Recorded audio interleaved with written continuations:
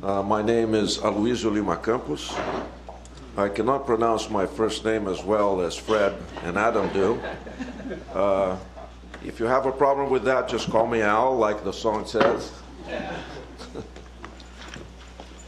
I'm with American University, Washington College of Law, and we're here to do the law panel. And we saw from the first panel that we do have a problem.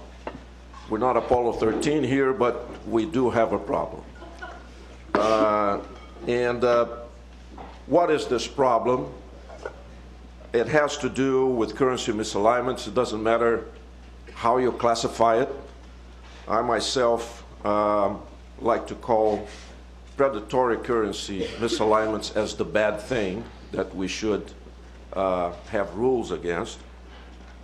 And this is all explained in a note that is circulated. It should be in your folder there. But right now I'm in the moderator role, so I'm not going to go into that. And I'll leave it to questions afterwards, if that's the case. But the questions we need to look here at the legal panel is currency misalignments and what's bad about them. We heard that currency misalignments are a normal thing. They could be market-driven. The question is, when are they not? And when they're not, what kind of impact you have on trade? We saw the presentation by Vera Thorstensen that clearly shows that there is an impact, a negative impact from devaluations on not only on the trade, on trade partners, but also on trade rules. And when we talk about trade rules, what we have today in the books is, in the WTO side, Article 15. In the IMF side, Article 4. And from the language in Article 15 that talks about frustration of the intent of the articles. And on Article 4, it talks about manipulators. So it's a debate as to whether we can come to an agreement of what it is a frustrator, what it is a manipulator, and try to get this somehow digested and a solution produced. The fact is that today, let me put it another way, a more dramatic way.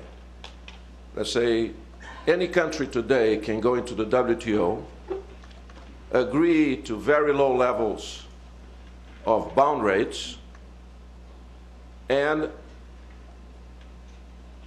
the very next day, these bound rates mean absolutely nothing with a single devaluation. So it's a question as to whether is it worth sitting down and negotiating 10 years to come to a reduction in tariffs when you can wipe that out with just a devaluation. Second thing is, it gets worse because countries use instruments at the WTO like trade remedies, anti-dumping, anti-subsidy, safeguards, to protect their markets based on rules of the WTO. And a single devaluation not only can wipe out tariff protection, but also any trade remedies you have on top of that. So it is clearly a significant problem. And the questions that the legal panel is going to discuss right now hopefully will take us in the right direction into getting to a solution. We have a fantastic panel here for you today. We're going to start with Gary Hofbauer, who is the Regional Jones Senior Fellow at the Institute of International Economics. I'll be very brief in the introduction, as I said, so we can have more time for debate. We're going to have Michael Gadbaw, currently Senior Distinguished Fellow at the Institute of International Economic Law at Georgetown Law School, and Hector Torres, who is presently at the IMF He is on leave from the WTO. So you have the perfect person here to give you both perspectives from the inside. And without further ado, I would like to call Gary to start with the presentation.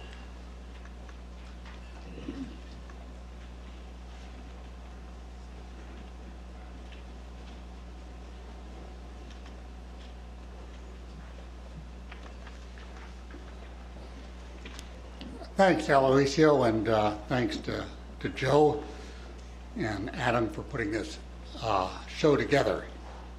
I have 3 points and a conclusion. Briefly, institutional failure, the distinction between manipulation and frustration, and a resurgence of the mercantilist mentality, which is never far from the trading system. And the conclusion is that there is a big role for the WTO. The central question is how the WTO role should be played, at least the central question in my mind. Institutional failures first. I mean, we've seen what has happened in the WTO. It has failed as a negotiating body over the last 12 years, and that's extremely sad and regrettable. Of course, it still succeeds as a dispute settlement body, its shining glory. For the fund, the institutional failures in my mind that foremost are it did nothing to preempt the financial follies here in Asia, in Europe, and it has done nothing on the subject of our discussion today, which are currency values. Now, these institutional failures reflect the deeper unraveling of Bretton Woods, which is both a leadership problem of the respective organizations and a membership problem, and probably more a membership problem. That is, the big players don't want the institutions to take a bigger role. I won't go into it anymore. Let me now turn to the distinction between manipulation and frustration, where there's a difference between my views and those expressed, among others, by Doug Irwin. As I see the word manipulation, it implies intent, and that was much emphasized in the first panel. And as I see the word frustration, the Article 15 word, it implies results. And that's very different than intent, and lawyers are quite accustomed to that distinction between intent and results. As long as the focus is on intent, there will be no systematic answer to the currency valuation problem, because finance ministries are populated with very clever people, and they can always obscure the intent of what they are doing. So if you have an intent-based system, of course, in the fund, obviously no intent of any of the things that are done that put currency values out of whack, and the only outcome of an intent-based attempt to deal with the problem will be no outcome and self-help through various methods, one of which will be in regional pacts.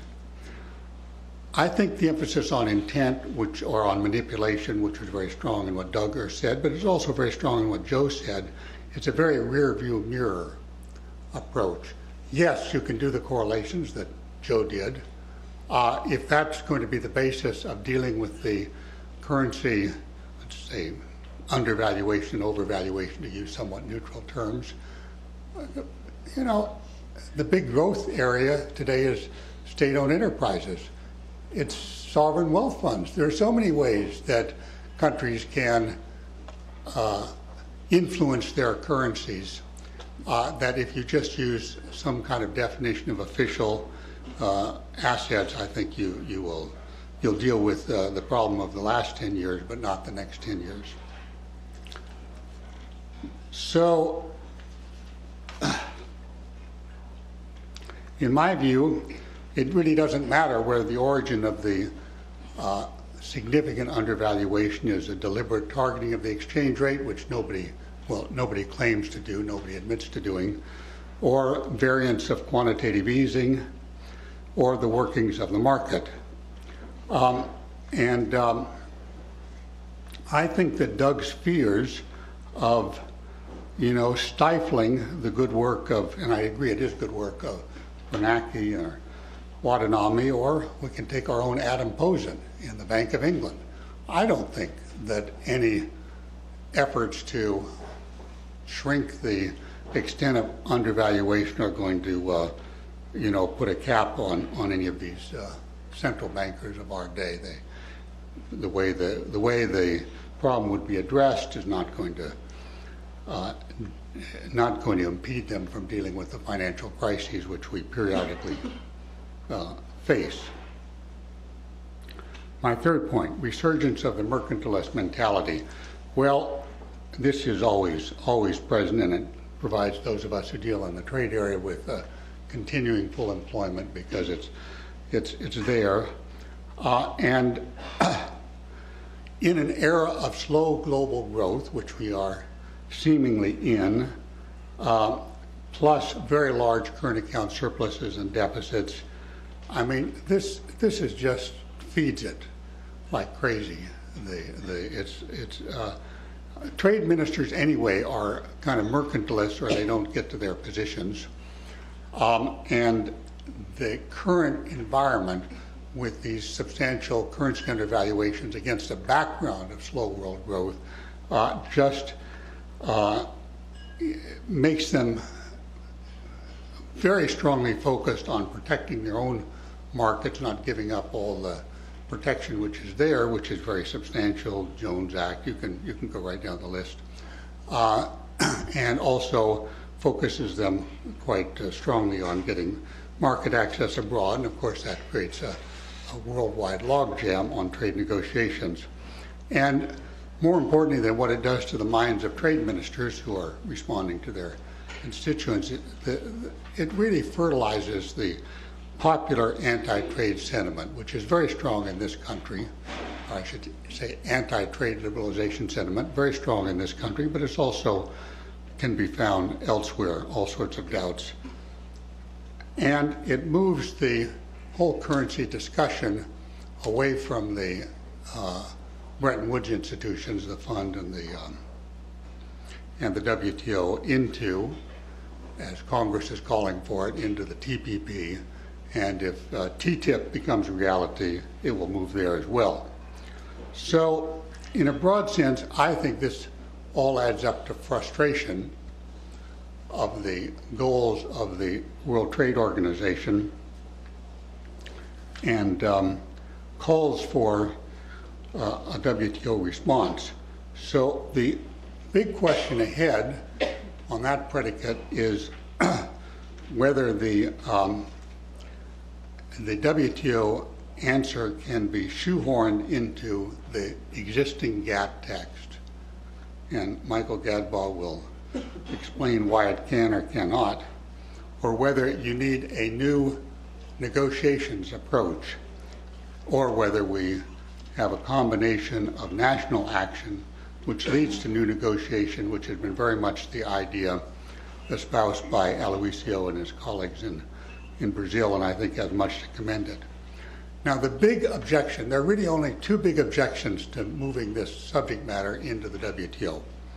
And the strongest, let me talk about the weakest first, but it is important.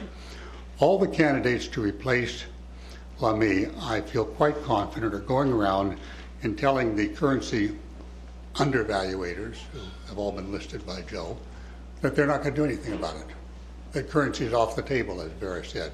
It's off the table when she was working there, and they're promising as a way of getting votes from those important countries that it will stay off the table. So that's the lesser objection. The bigger objection for the WTO to doing anything is that finance ministries really do not want to give up any turf to the WTO. That is a very, very strong objection. And so they want to keep it in the IMF, where they have been ineffective from the standpoint of the U.S. and Brazil, or very effective from the standpoint of China and Singapore. In any event, whether they're ineffective or effective, they certainly don't want to share any power with the WTO and possibly with trade ministers. Now, in the paper that was distributed this morning, Jeff Schott and I tried to somewhat square this bureaucratic problem, which is very severe, with a kind of a combined IMF WTO role, either in the course of litigation or in the course of a new negotiation. But the real proof will come at lunch.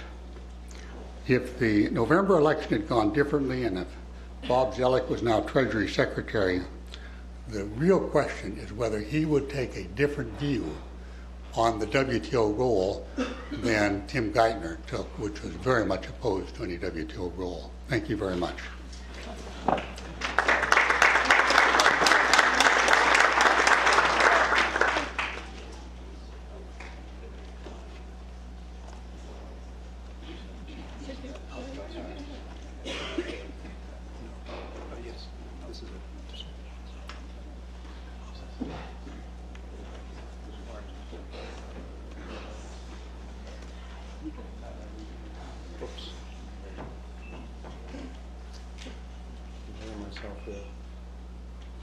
Okay, first I want to thank,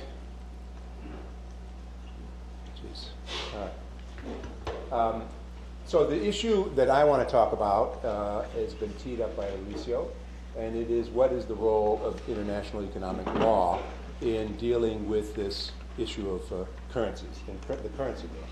And I'd like to start by acknowledging that this is pretty well covered legal terrain, that a lot of my very distinguished colleagues in the legal profession have already warned the WTO, in Gary's inimitable words, to stay out of the currency sandbox, or who have argued quite persuasively that in dealing with currency measures, we're at the limits of international economic law, that this is an issue really for negotiation and power politics and not for lawyers.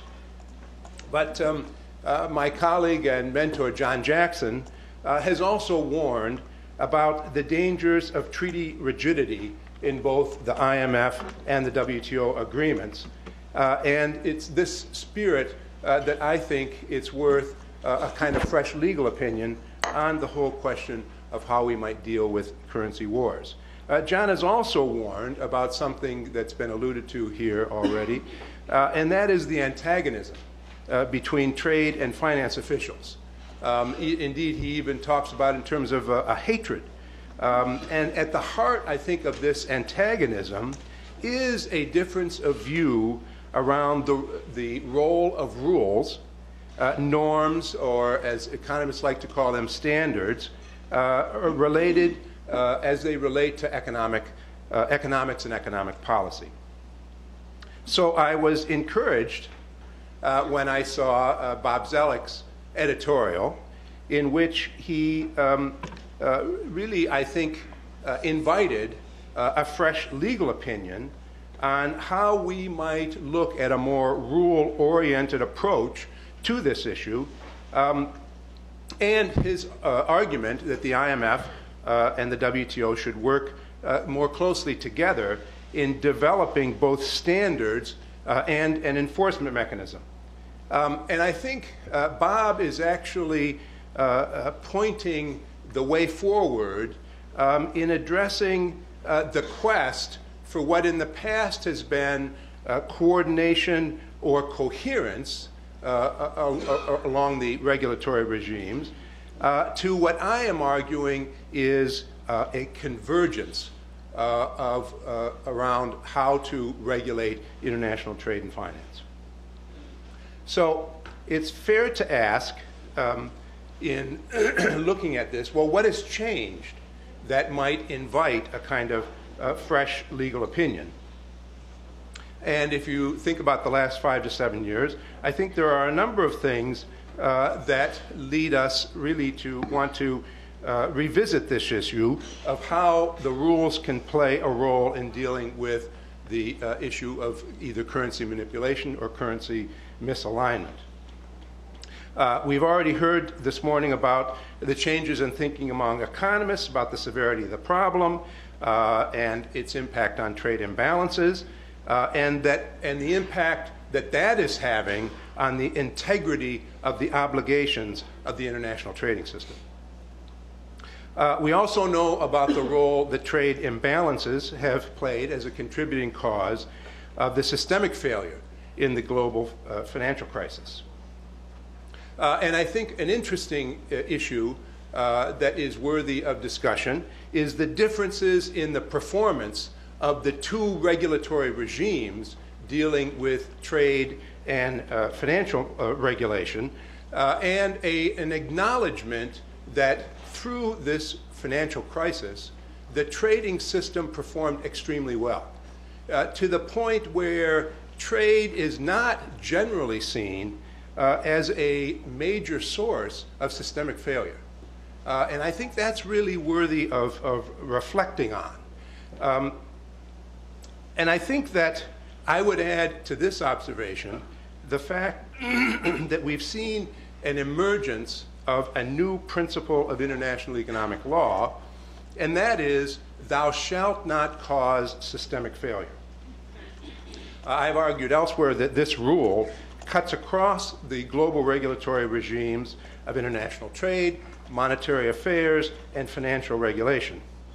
And I think the importance of preventing systemic failure has been a driving principle of the WTO and is at the heart of both macro and micro prudential regulation. I think this principle mandates that we all look at all national and international policies through the lens that asks us, is this moving the system along the continuum toward failure or toward stability? And that be taken into account in evaluating our policies. So when we think about the role of rules, it seems to me that this issue of the appropriate alignment of currencies that has been around for a long time is akin to a fundamental rule of the road. And it was at the heart of the Bretton Woods system as that system was embodied in both the IMF and the GATT rules. I think of the gold standard as really a kind of structural barriers, like we have on the highways. So we have the basic rule that you stay in your lane, that you keep to one side of the road and let oncoming traffic go in the other side of the road. And that simple rule allows us to have an incredible volume and speed in the movement of automobiles, and in the international system, capital and products.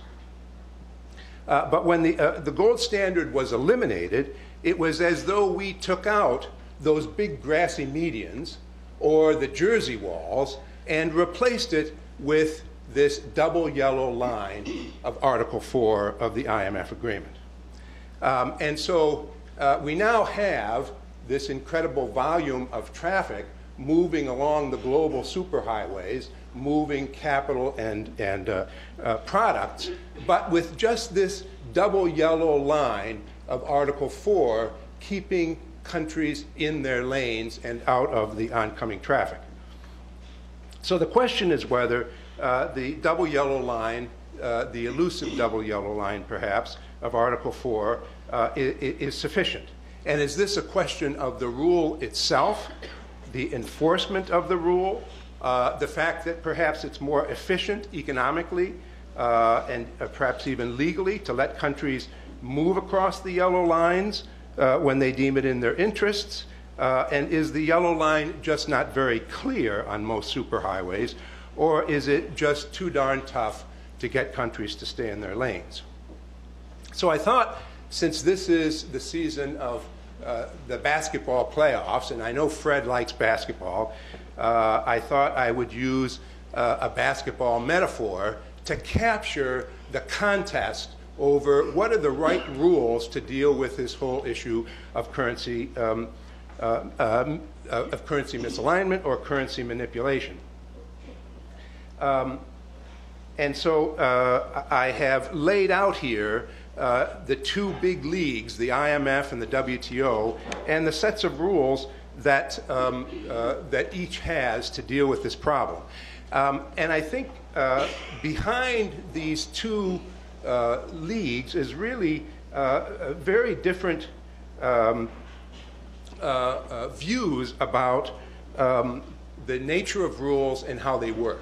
And it's helpful to remember that the IMF is a kind of top-down, bureaucracy-driven set of rules where the obligations actually run vertically to the IMF itself, to the board of directors. Whereas in the WTO, the obligations actually run horizontally, member to member. And that the members themselves act as the prosecutors. It's not like the IMF, which has a very powerful bureaucracy that can blow the whistle, if you will, even if it can't do that much about it. In the case of the WTO, the members individually, but also collectively, decide when it is appropriate to bring a case. So we have a variety of provisions that we've talked about. Article 15.4 that has been alluded to already, that contracting parties shall not, by exchange action, frustrate the intent of the provisions of the WTO. Article 2, which Vera has talked about, governing the right to maintain that level of protection that is embodied in your tariff schedule. The provisions on subsidies, illegal export subsidies under Article 16, as well as the Subsidy Countervailing Duty Code.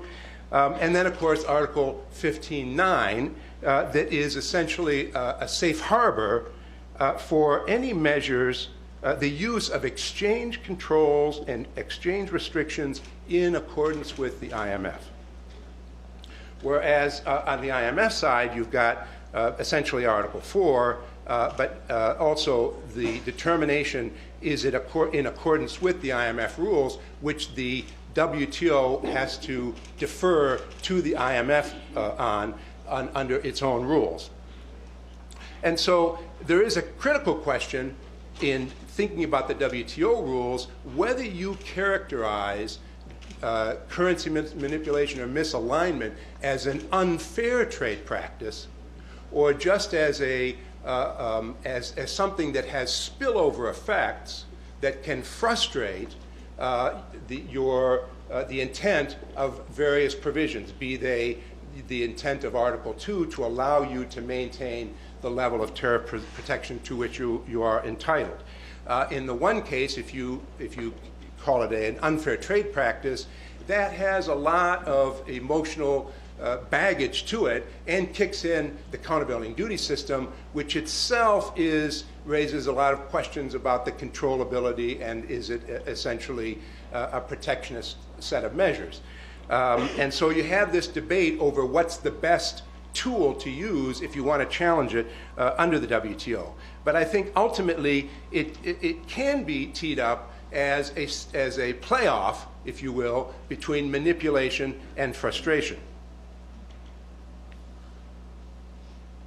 The problem is, if you set it up that way, that the IMF actually has a provision that it can point to in the GATT rules that acts a bit like an 8-foot center on the WTO team that's actually playing for the IMF. And that's the way Article 15.9 works. Because 15.9 in the GATT says, nothing in the GATT shall preclude the use of exchange controls or restrictions in accordance with the IMF. And it's up to the IMF to make that determination. So that's been read to mean that the only way the WTO can find that you are frustrating the WTO rules by a currency misalignment is if you have been found by the IMF to have manipulated exchange rates in order to gain a competitive advantage.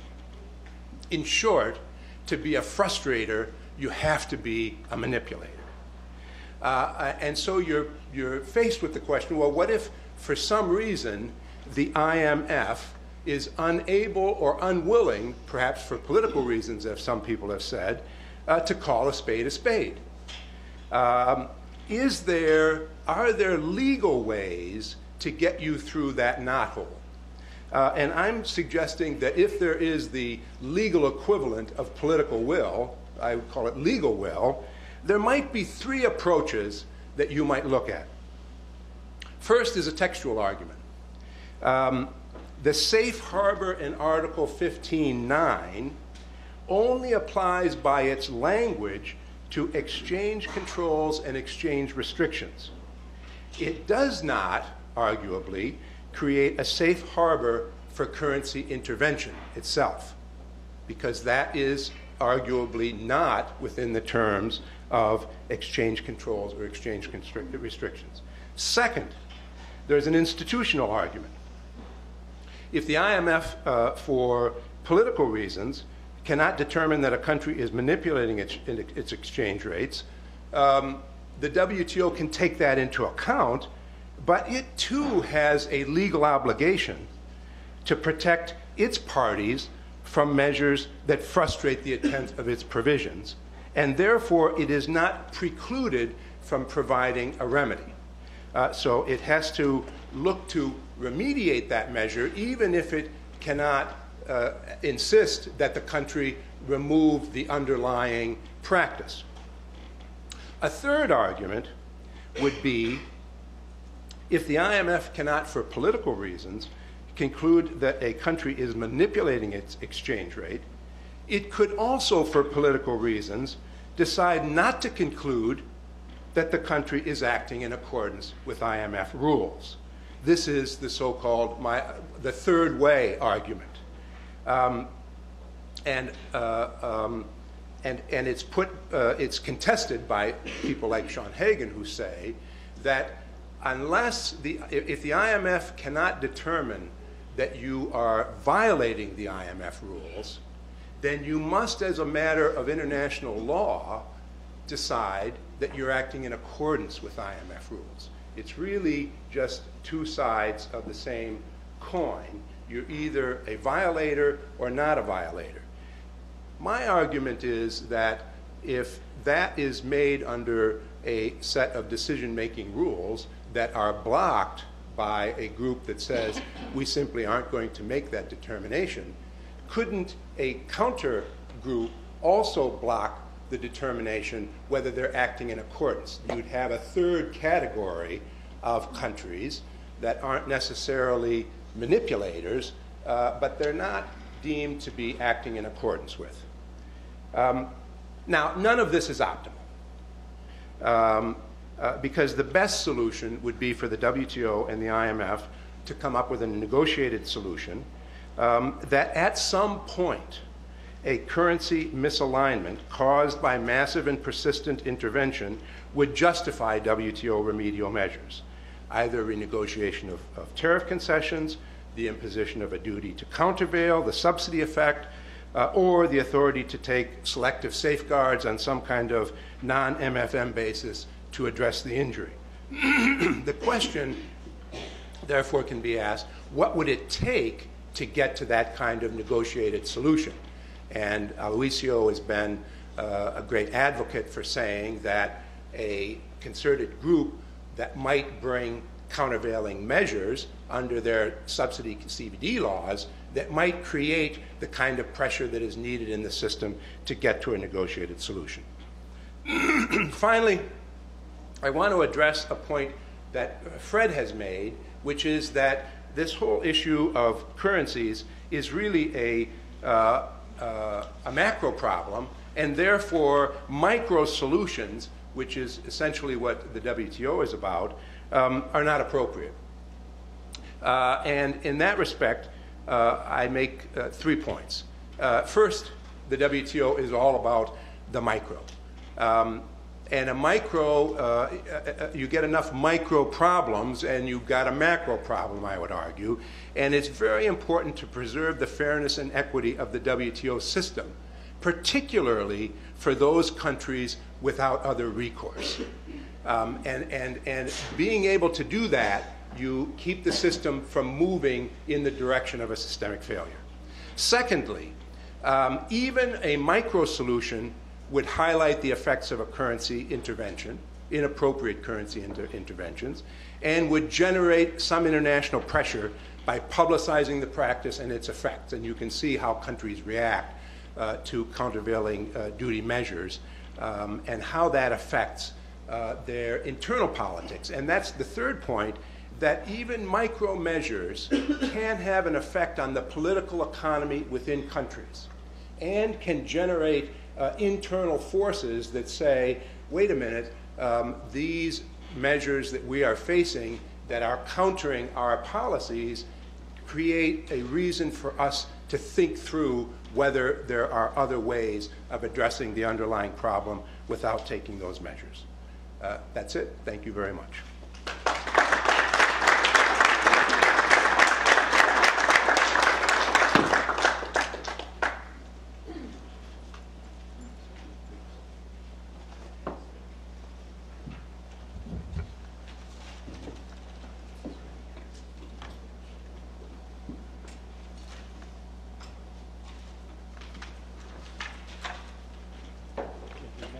And thank you very much for having invited me. I have to start with a disclaimer. As Aloysius said, I'm on leave from the WTO when I pretend to go back, and I pretend to find a job. So I will be speaking strictly on my personal capacity. Okay. The same goes for the IMF, although I feel quite more free at the IMF about this issue. I will I will skip some slides because I think it is a bit too long and we have to go for the discussion. But basically the first question is, could competitive devaluations or efforts to repress appreciations turn worries, as the currency wars are now categorized, into wars and eventually into trade wars? And my answer is yes, they could.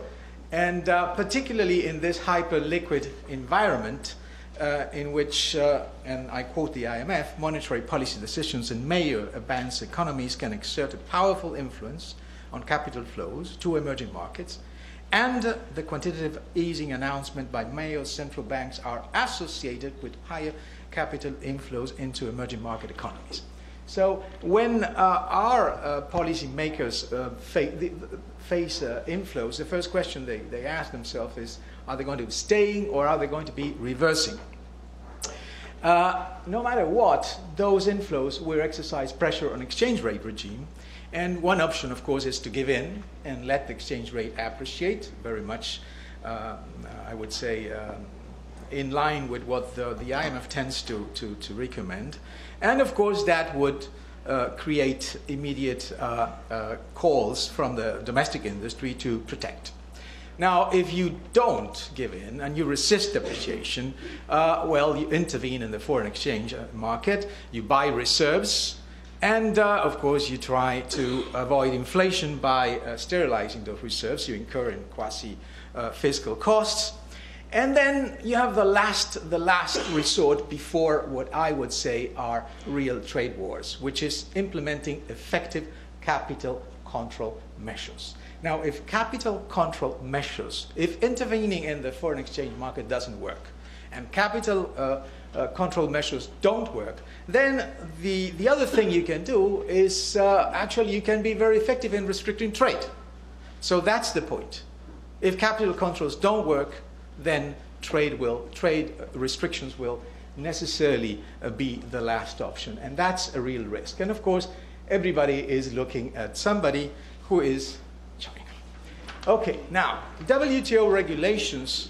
WTO regulates members' capacity to restrict imports and support exports. question, is currency manipulation regulated at the WTO? And what are the relevant provisions, WTO provisions? These are the questions I will address mostly in the rest of my intervention. And is remedial action available according to WTO rules? Well, let's see first Article 15.2, which has three mostly procedural obligations to which my predecessors already referred. One is, in all cases regarding foreign exchange arrangements, WTO shall, this is a shall obligation, consult fully with the IMF. I don't want to get into what the arrangements are, because that would take us in another direction. But the first question is, who is the IMF? Because the IMF is management, the IMF is staff, and the IMF is the board. And Daniel is here looking at me. So I would say no, this is, I'm pretty sure, that when you say that has to consult with the IMF, this means that ultimately the board has to approve whatever comes out from the IMF. And the board is a political animal. And hear this, you all know that in the IMF, bigger quota makes bigger votes. So not every country has equal saying at the board. So the defendant, if there's a case at the WTO, and the panel asks for this opinion, the defendant and the claimant may have different weight in whatever the IMF board decides. So, question, could this raise question on the second point, which is we have to take at the WTO whatever the IMF says, provided it is factual. Could it raise a question on whether it is the findings that the IMF board, if they come out from there, and I would say don't hold your breath, if they come out, could it raise a question on due process, and could it raise a question on whether they are factual or not? Because as I said, it is very much conceivable that the defendant and the claimant have different weight at whatever the IMF comes up with. So then factual. Let me say one more thing on factual. Determining whether an exchange rate is undervalued requires comparing the market exchange rate with a benchmark. Now, the benchmark is not an observable variable. It is a constructed variable. And as any constructed variable, it depends on models. And models, of course, depend on the weight that you may give to the variables that you include in those models. So ultimately, there is judgment included there. So question, how factual is that determination? Well, then, the IMF has to accept the determination of the IMF on whether action complies with IMF provisions. Yes, and as my predecessor said, it is not very clear whether the IMF can come up with any answer to this. Now let's look at Article 15.4, which has a more substantial obligation. It says members, I mean, when there's a question, the contracting parties in the GATT or the WTO shall not by exchange action frustrate the intent of the agreement's provisions. So this is uncharted waters. It has never been interpreted. And in interpreting it, the panel, and I will not be in that panel, I guess, mostly after this chat, will face several problems. And I will address those problems. The first is, what is exchange action? I would argue it could be two things. The first is basically regulations that restrict access to the foreign currency. Access to the foreign currency for the purpose, for instance, of settling current transaction. This would be one, I would say, narrow interpretation of what is exchange action. Now, it could be more than that. It could also include exchange rate action, which is intervention in the foreign exchange market. The first is closer, the regulate access, the first interpretation, is closer to what the IMF calls of the concept of current payments. So regulations that would affect current payments. The second is closer to the concept of manipulation. If we accept that exchange action includes exchange rate action and not just regulations in access, then we are closer to the terrain of manipulations at the IMF. Now, action, let's look at action in the first interpretation, in the narrow one, restriction of access to foreign exchange. Well, this is in line with Article 15.9, which states that nothing in the GATT could preclude members from using exchange controls or exchange restrictions in accordance with the IMF Charter. So, therefore, if an IMF, if the measure is consistent with the IMF, I would say IMF consistent use of exchange controls or exchange restrictions should not lead to a find of breach in the WTO GATT provisions. Now, there's a question on that, and we will address that afterwards. So let's see, when does an IMF allow for exchange controls and restrictions? Now we move to the IMF. Article 6, Section 1, foresees the possibility that the IMF could ask members to impose capital controls, and this is not as crazy as it sounds, because in the case of Cyprus, this may well be the case. Article 6.3, the first one is to avoid misuse of fund resources, for instance, to finance the capital flight. Article 6.3 says, okay, it's okay to restrict capital transfers, but not to restrict payments for current transactions. And we will see what is current transactions now in the IMF definitions. And Article 8.2, Section 2, says no restrictions on payments and transfers for current transactions should be applied except with IMF approval. And here there's an interesting difference to which my predecessors also referred to, which is the capacity of the IMF and the WTO to police compliance. There's an interesting difference. In the IMF could require members to remove restrictions affecting current transactions regardless of whether any other member that is feeling affected is submitted this to the board. Anybody can do it. I mean, could do it. The management could do it, take the initiative, or any executive board member could take the initiative. The WTO, of course, not. You depend on somebody that may bring a case or not. And what if they do? Okay. We still are in the narrow definition. What is current transactions for the IMF? Okay.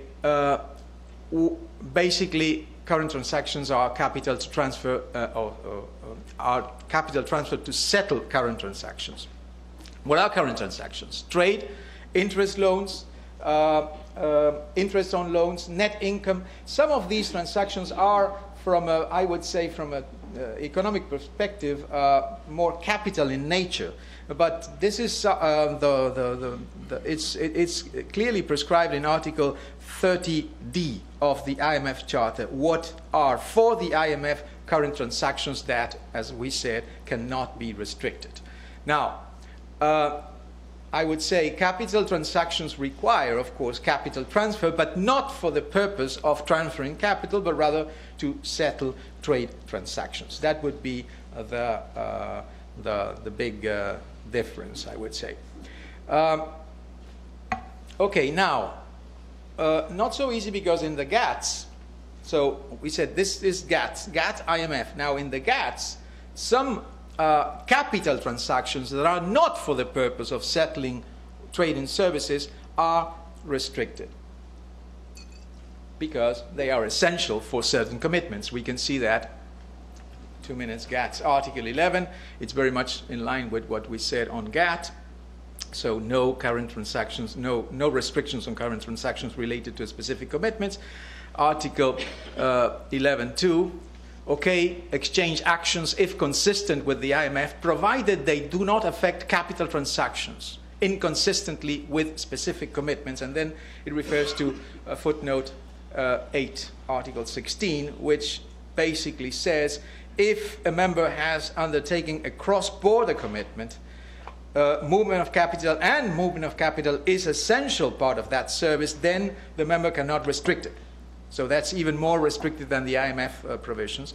And if you undertake mode 3 commitments, which is commercial presence, investment in the importing country, the member that undertook that commitment is committed to allow inflows of capital into this territory. Summing up, first, WTO members can use exchange controls or exchange restrictions in accordance with the IMF.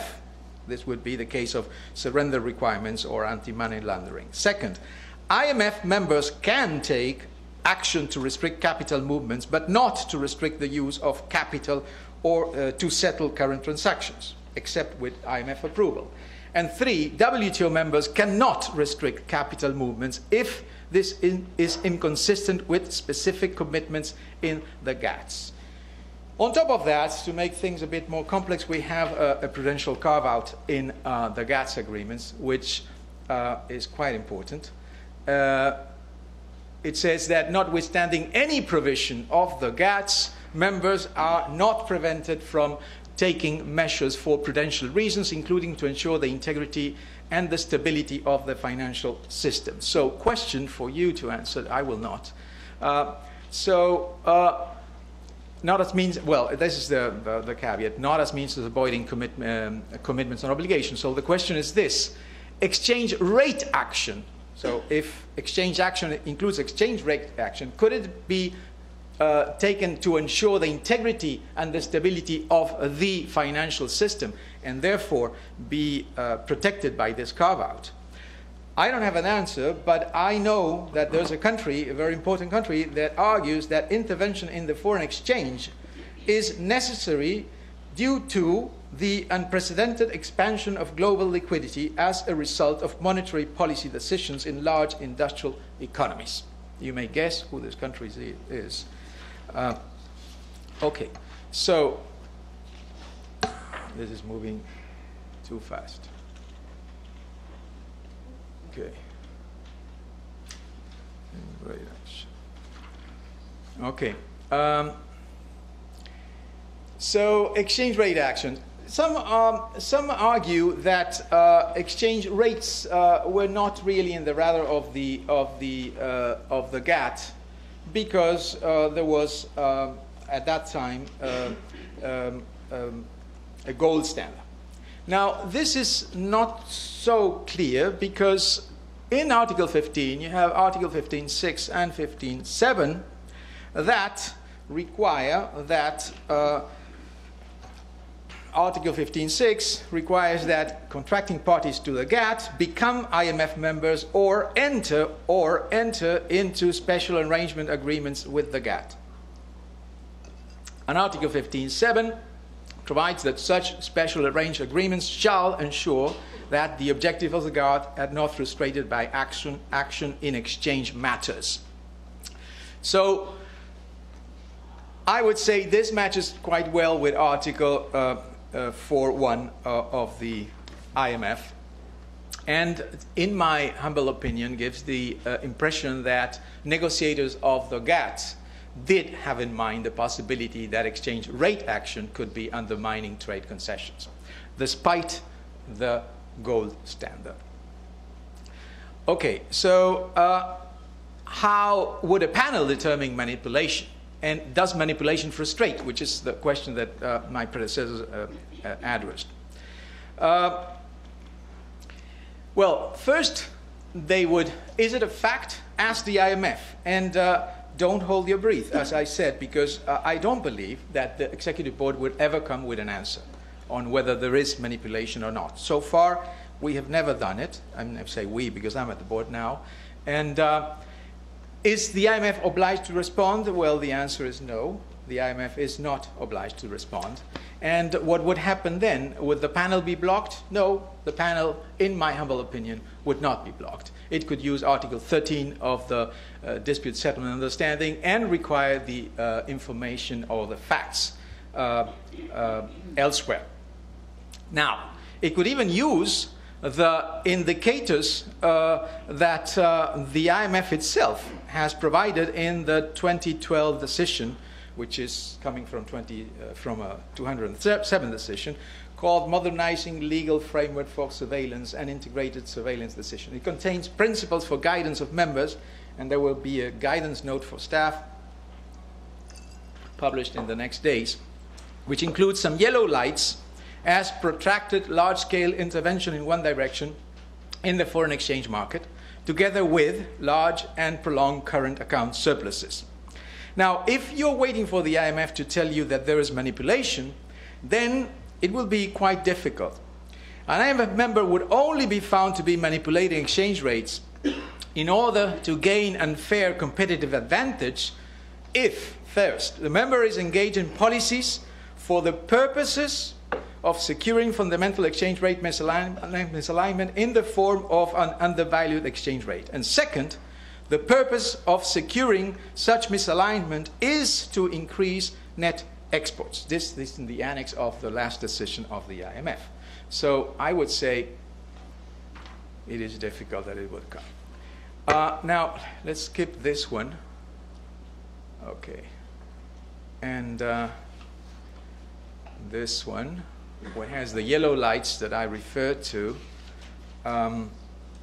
What are the yellow lights that indicate frustration? Let's move to this possibility. Well, what is the intent of the WTO, GATT WTO provisions? First of all, it could be argued that it is creating competitive conditions. Could be. Others could be, is intent different to the objectives of the WTO? And those you can find in the preamble. These are the things that the panel would be facing: race, standards of living, full employment, steadily growing real income, sustainable development. And then, what does frustrate mean? How do you determine frustration? Article 15.9 has some indication. Says that it has in a note. It says that it could. In the note, it says that the word frustrate is intended to indicate, for example, that infringements to any article by exchange action shall not be regarded as a violation if, in practice, there is no appreciable departure from the intent of the article. So I would argue that, contrario sensu, infringements that entail an appreciable departure from the intent would frustrate. But still, this leaves us with what is appreciable departure. So maybe we need how to measure appreciable departure. Would this require to determine what is the contribution of exchange rate action to the frustration of the objectives? How to determine that? Should we do a non-attribution test as is required in safeguards? All this is really a very messy territory. And I would say that answers, anybody can have the answer. There's no answer that could guide me in this intervention. This is the other question. An exchange measure consistent with the IMF could still frustrate the intent or not? Well, I would say the only guidance I can tell you is that a former director of the legal department of the WTO argued in an article, this is Frieder Rossler, that this was not possible. There would not be possible, no possible conflict between Article 15.4 and 15.9 of the GATT. Now, what is the difference? What is the difference between frustrate and nullify and impair? That are two words that are quite familiar to the WTO. Well, I don't have an answer, but this brings us to Article 23(1)(b), which is the possibility that a country could bring a non-violation complaint. I would say it's not a very attractive possibility because we would have to, a non-violation means the claimant is arguing that the defendant is using a measure that does not violate obligations, any kind of measure, but nullifies or impairs the benefit or impedes the attainment of any objective of the WTO GATT.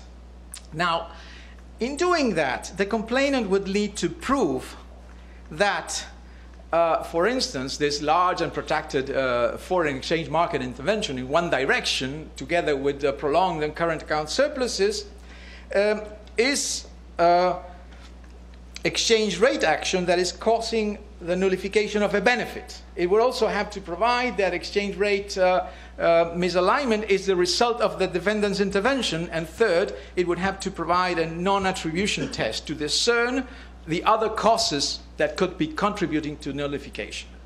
All that would be quite difficult, and if the complainant wins the case, the defendant would not be obliged to withdraw the measure, this large-scale intervention, but rather to seek a mutually satisfactory adjustment or offer compensation.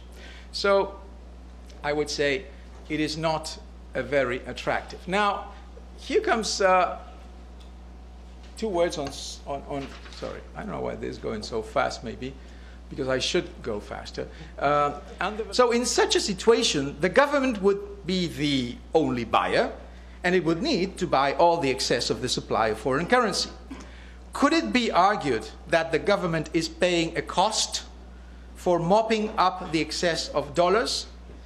And would this cost be a financial contribution? I mean, basically, is underpricing local currency, which is overpaying for US dollars, a foregone revenue, for instance? I don't have an answer, but I can see the possibility that somebody can make the question that repressing appreciation is underpricing local currency and overpaying for dollars is a revenue foregone, because the government could have got more money for, could have bought those dollars for less money. Okay, is there a benefit? What is the benchmark? First of all, cost for the government may be argued, as I just said, but the cost is not necessarily the benefit for the, say, exporter. So, because a cost for the government is not necessarily a benefit. This comes from a Canada aircraft case. The appellate body made it very clear. Pablo Ventes is somewhere here, and he could tell us if I'm lying. Now, what benchmark should be used to prove that the measure brings a benefit? That's another question. Would the measure be specific? That's a difficult one, because, of course, importers and exporters would receive the same exchange rate, would use the same exchange rate, sorry. However, I have an hypothetical case as well, in which I could see an argument made. It is possible to envisage situations in which the claimant would find arguments to make the case for contingency on export performance. For instance, if there is a general forex surrender requirement, a government could support exporters by waiving them from capital restrictions that are applicable to all the other or two of the other market participants, allowing exporters to retain a portion of their foreign exchange earnings and purchase foreign securities, or keep domestic currency abroad. They could encourage an early surrender of forex by reducing charges related to the operation. That would be another possibility. Or they could be the factor favoring them by granting them better treatment by the fiscal agency. So all those are arguments that could be made in hypothetical cases. Now, this would certainly be a difficult case. Well, specific. Can anybody turn dollars into local currency and local currency into dollars at the same rate? Well, okay. Anyway, the last one, and this is possibly the most messy one of all. Can it be also considered kind of a dumping? Well, the first question is dumping. Is dumping done at the firm level or at government level? Now, suppose that the exporter is selling the same product abroad and domestically. Now, this exporter would receive the same money for the same product. So if the firm receives domestic currency for the product, it would be indifferent, arguably, for the firm if the purchaser is in the same market or abroad. However, of course, if the exporter had to do his business using a different exchange rate, say an equilibrium exchange rate calculated, the firm would be receiving less domestic currency for their export. However, is dumping a behavior at the firm level or a behavior at the government level? I don't want to answer that question, but normally it is considered that it is at firm level, not at government level. Okay. So the question is, could dumping be found when an exporter is receiving equal amount, regardless of where the purchaser is? Difficult. Could calculated margin exceed the actual margin of dumping received? Well, basically the same question. Of course, it could raise multi-currency practices, and those can be tantamount to a subsidy or a dumping. It could be made the case. And the last Article 241 says that when there's comparison between the export price and the normal value requires a conversion, then the investigating authority has to use the rate of exchange of the day, of the sale. Now, it could be that there is an equilibrium exchange rate for the day, but would arguably it could be made, but could it be calculated for the day, but would this construction supplant the rate of exchange of the day of for the sale? Okay, this was all. Thank you so much.